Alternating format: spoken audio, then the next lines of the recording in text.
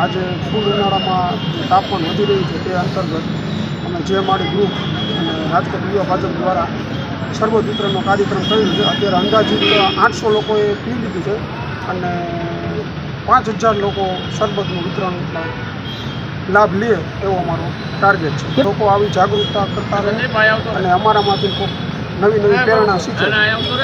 જે મારી ગ્રુપ અને અમારા રાજકોટ શહેર યુવા ભાજપ મોરચાના મંત્રી શ્રી જયેશભાઈ બોરીચા દ્વારા આજે જે આ ઠંડા શરબતનું વિતરણ થયું છે. સખત ગરમી 45 ડિગ્રી જેવું તાપમાન લોકોના કલેજાને ઠંડક આપવા માટેનું ખૂબ સારું શરબતનું વિતરણ આજે અમારી યુવા મોરચાની ટીમ દ્વારા કરવામાં આવ્યું છે. આવા પુણ્યના કામ આ યુવા મોરચા દ્વારા અમારા અગ્રણીઓ દ્વારા થતા રહીએ. રાજકોટમાં આવા ખૂબ તડકાની અંદર લોકોને ટાઢક મળે, ઠંડક મળે, રાહત મળે એ માટે એ હેતુથી આ કાર્યક્રમ કરવામાં આવ્યો છે. આનો બહોળી સંખ્યામાં લોકો લાભ લેવાના છે. તો હજી પણ અમે આ વિસ્તારના લોકોને કહીએ કે આપના કલેજાને ઠંડક આપો અને અહીંયા શરબતનો જે વિતરણ થાય છે એનો લાભ લો.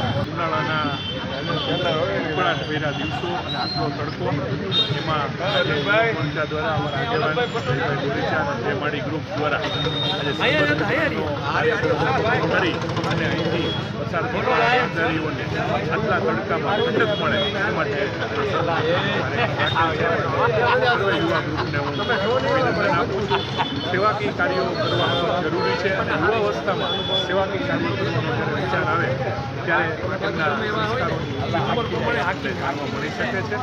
આજના કાર્યક્રમમાં અમે સૌ ભારતીય જનતા પાર્ટીના આગેવાનો પણ સહભાગી થવા માટે અહીંયા આવ્યા છીએ અને જે માળી ગ્રુપ અને યુવા મોરચાના અમારા આગેવાનોને સૌને હું શુભકામના આપું છું.